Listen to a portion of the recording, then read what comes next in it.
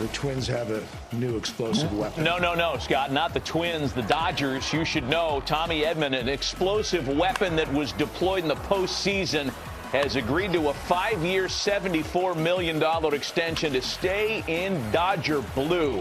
What a deal this turned into for L.A. when they acquired Edman in a 3-team swap at the break. He turned into one of their best players in the postseason, and he's going to be there for the foreseeable future. Guy that can play everywhere, hit everywhere, switch hit, good in the room, and now he gets a $74 million extension. There are two ways to look at this, and we're going to talk about the Dodgers for sure in a sec. Okay. But I wonder, like, what the Cardinals got in this 3-team deal, and it was the White Sox, the Dodgers, and the Cardinals at the end of July. Right. They got Eric Fetty, who's got another year on his deal, and they got Tommy Pham, who's a free agent now. Mm-hmm. Did they get enough in return for Tommy Edman? How many of their own guys are stars elsewhere now? A lot. They traded him while he was injured. You know, so maybe they got something because he was injured. But this is a guy you lock up. He's an organizational guy, regardless of the organization. The Dodgers hit gold here. Play everywhere on the diamond, and this didn't just happen. It was well advertised, and this is what he's been doing since he's been in the big leagues. Switch hitter, he can play left field, center field, right field, shortstop, second. Wherever you put him at, you don't drop off.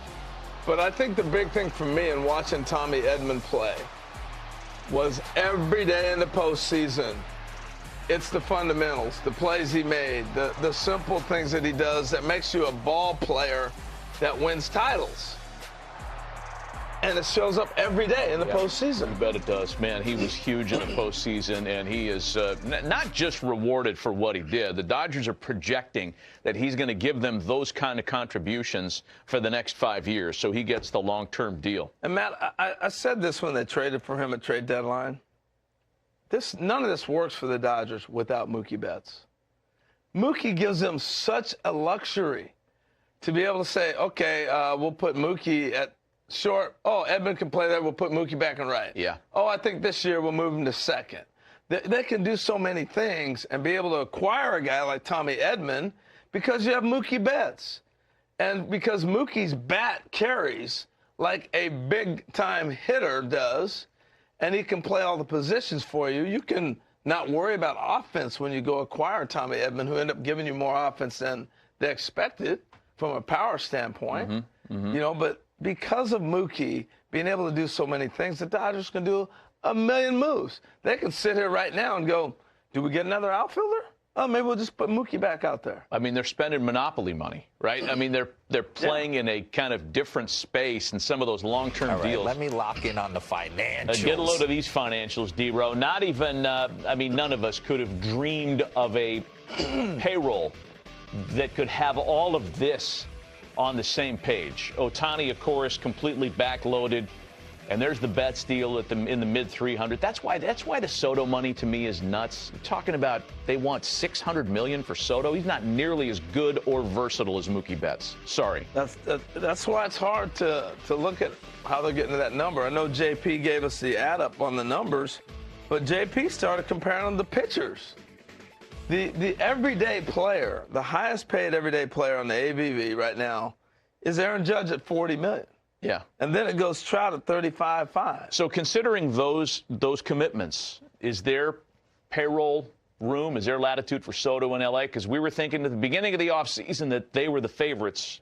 Well, because of, I say yes, because of the Ohtani contract. You're paying Shohei $2 million a year. We had 388 players make $2 million last year in the big league. Because everybody's just assuming that, you know, it's a matter of when, not where, for the Mets to sign Soto. But you're saying the Dodgers are very much involved in this. I would think they have their number, I'm sure, just like the Yankees have a number. Well, despite the fact that, you know, not only was it those names and numbers that we talked about, they added another one over the weekend when Blake Snell made it official to sign with the L.A. Dodgers. And here is Snell welcoming himself to Dodger Nation. What up, Dodger fans? It's Blake Snell here. Really excited to be a Dodger. Can't wait to win more championships with you guys and see y'all at Dodger Stadium. You know where he's at, right? Where was he? He's at Autzen Stadium in Eugene. He went up to watch the Huskies get whooped by the Ducks. Oh, well. His hometown team. It doesn't matter. Just saying. It doesn't matter if he wasted money on playing fair for that, because he just got a nice deal to join the Dodgers. 5 years, him, man. $182 million. And I think he's the best pitcher in baseball right now, Matt. I said that a couple weeks ago. I really do. I mean, you look at, he's catching his stride right now. If you look at what he's done the second half of last year when he was healthy and in shape and in pitcher shape, and you look at what he did the other 2 Cy Youngs before that, he's in the prime of a run for about 3 to 5 years that he'll be the best pitcher in the league. I mean, this was the same story last year, too. After May 5th, I think, was that date of demarcation in 2023. He took off, and he was the best in the plan. Yeah. How does this deal, 5 for 182, affect the rest of the free agent pitching market, specifically Corbin Burns? Does he now have a better barometer, or was his deal going to be in an envelope regardless of what Blake Snell did? I think it gives him an understanding of what money, where it's going to be. You know, we're seeing the market settle. Is he north of 182? Like, if you had $1 to spend, which guy do you want? What's his? You got to look at age and everything. Yeah, I mean, else. We don't have it all on the paper, but like gut shot, do you think he signs for more or less than what Snell got? Around the same. Okay. You know, I don't think he cracks into the 250 or something like that, but I think he's, 200 to 180. He's somewhere in that range. Okay. And there's a bunch of suitors, too. I mean, it feels like everybody's in on him. And, we had more on Soto that we'll get to a little bit later on. But let's get back to the Dodgers. Soto's still on the table there. If Teoscar moves on, there's an outfield spot. Like, you can't get enough starting pitching. Where do you think their next move is? What kind of player? I think they got to get an outfielder. I mean, either Teoscar, Santander, right, Soto. If you're talking really serious about Mookie moving to second base, then you got to replace him in the outfield. That's just the numbers. There are some, the 2 younger guys here, Pages and Outman, are still on the radar there. I think there's going to be another pitcher ad myself, because you just don't know what you're going to get out of the rotation, whether it's bringing back Walker Buehler or going outside the family tree to bring in somebody like Burns. I've always thought Burns would be a good fit there. Heck, the Dodgers might land both Snell and Burns. But we're looking at what they're bringing back, too. You're going to get Dustin May back. You're going to get Glasnow back. You're going to get these guys back healthy again. Yep. That have been, they had close to how many, $500 million of pitchers on the injured list? And they're going to be coming back. So they have pitching. And I think the one thing the Dodgers understood in this run at the end, and this is just me seeing how I saw it at the end of the year, that if we get through the regular season, which they already think they're going to win, they're going to get in the postseason, we'll figure it out. We just need arms. Let's just get us there. That's all they did. You're right. Let's take a break. When we come back, keep the discussion in the NL West, I guess, even though his final uniform was not orange and black. Brandon Crawford will forever be a Giant. This is one of the great players in the game. It was, because Craw hung him up. And we'll talk about his decision to retire and shine a light on his great run next on Hot Stove.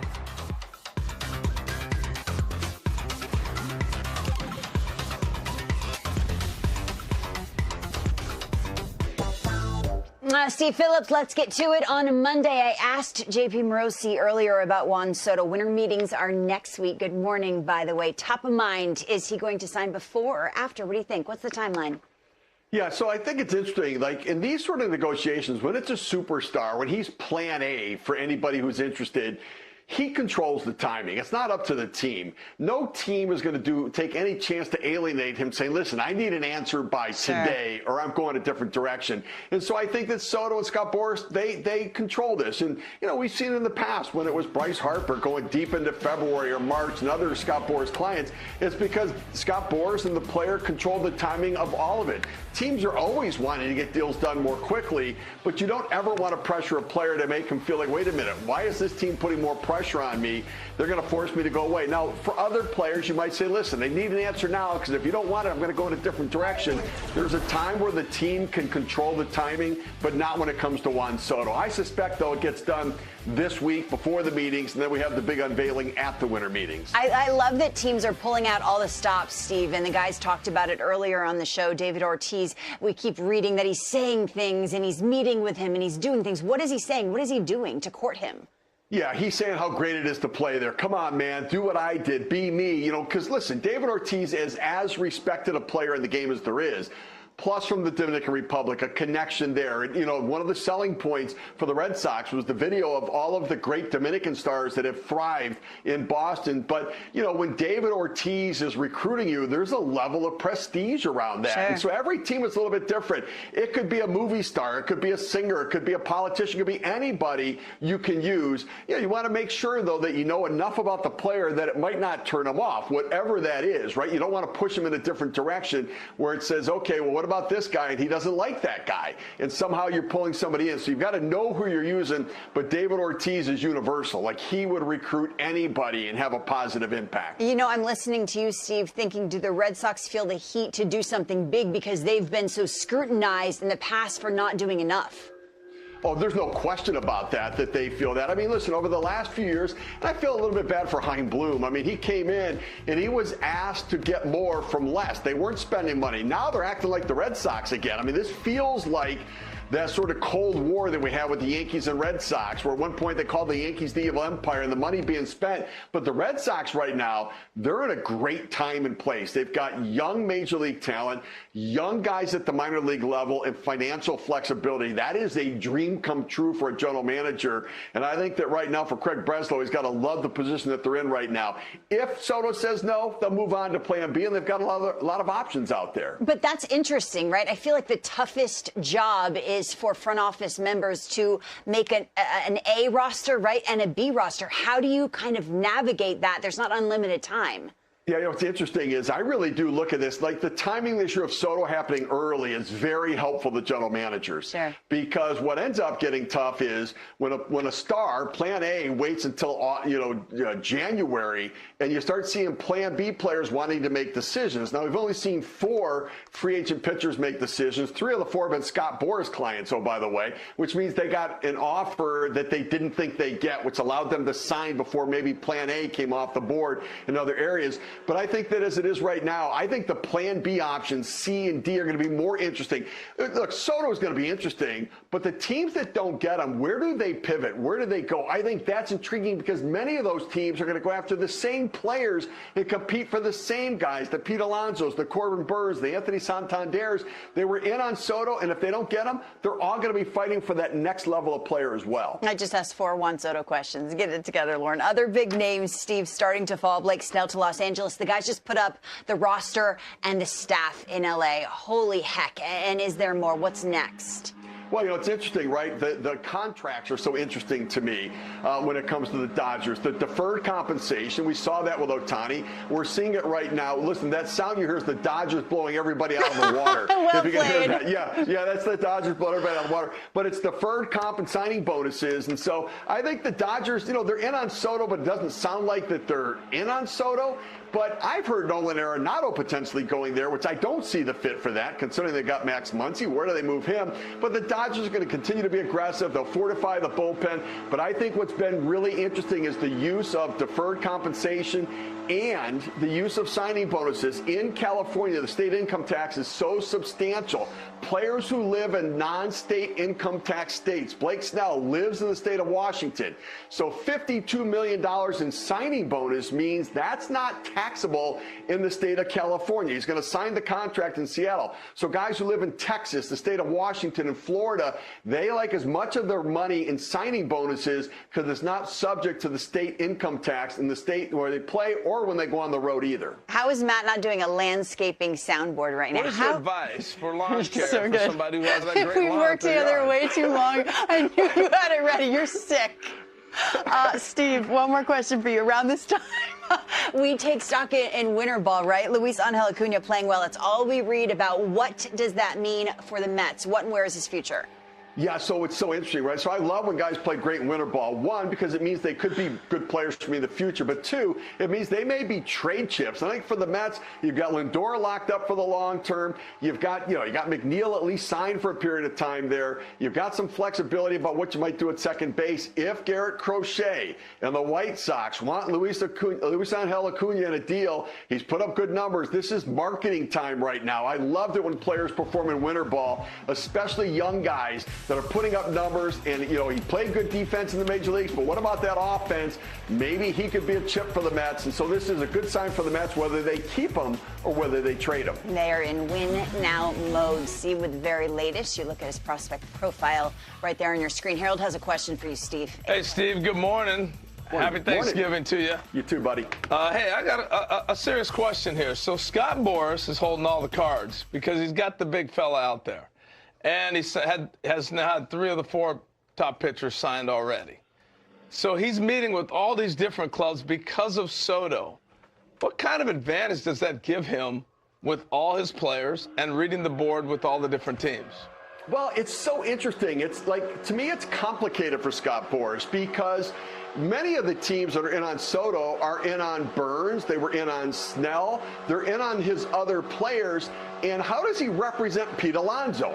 He's plan B for the Mets. He's plan B for the Yankees. How do you manage to do the right thing for Soto while doing the right thing for Burns, while doing the right thing for Alonso, when teams may be enmeshed with their interests but might not have money for all of them? And so, yes, there's an advantage, but I think it's also difficult for him, and he's managed this well, and players have never had a problem with it. But I think it is an advantage, but it's also complicated for Scott in the negotiating as to how he manages each individual in the best way possible.